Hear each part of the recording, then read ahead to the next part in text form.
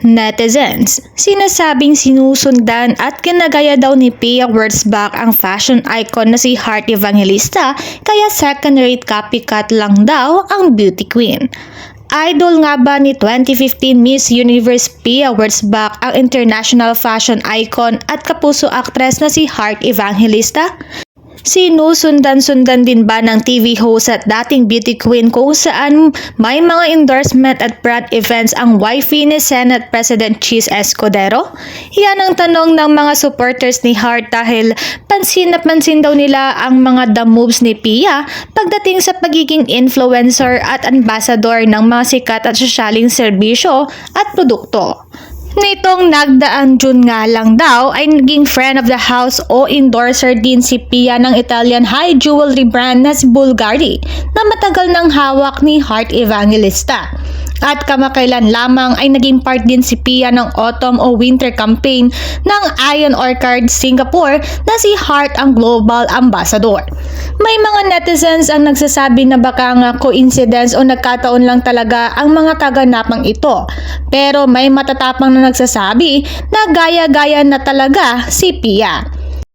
Meron pa ngang nabasa sa comments sa social media mula sa isang taga-suporta ni Heart na baka raw nagkakaahasan na ng brand endorsements. At ang pinaka nakakaloka, tinatawag din ngayon ng mga netizens si Pia na copycat ni Heart dahil napapansin nila na kahit daw sa mga Instagram posts ay parang ginagaya ng dating beauty queen ang misis ni Senator Chis Escudero. Pati nga raw sa Paris Fashion Week, hindi nakapagpigil ang mga fans na okrayin si Pia na binansagan din nilang second rate. Pero syempre, to the rescue naman ang supporters ni Pia na nagsabing hindi raw copycat ang kanilang idolo. May saliri raw tong tatak ang asawa ni Jeremy Johnson at magkaiba naman daw ng fashion taste ang dalawa.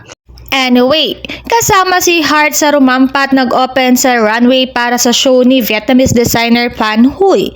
Iniram pa dito ng actress ang look number 2 mula sa Jiang Logon collection ni Phan.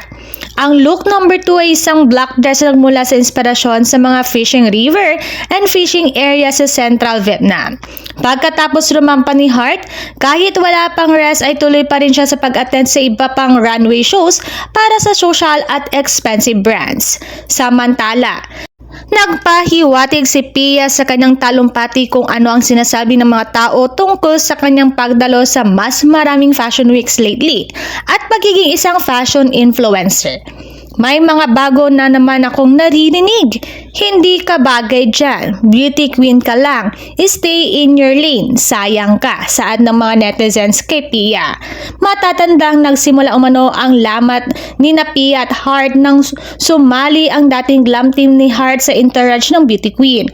Sa isang live session sa Instagram, binanggit ni Heart ang tungkol sa isang tao na umano'y nagnakaw ng kanyang mga kontak para ma-enjoy ang mga perks na pinaghirapan niya sa Europe.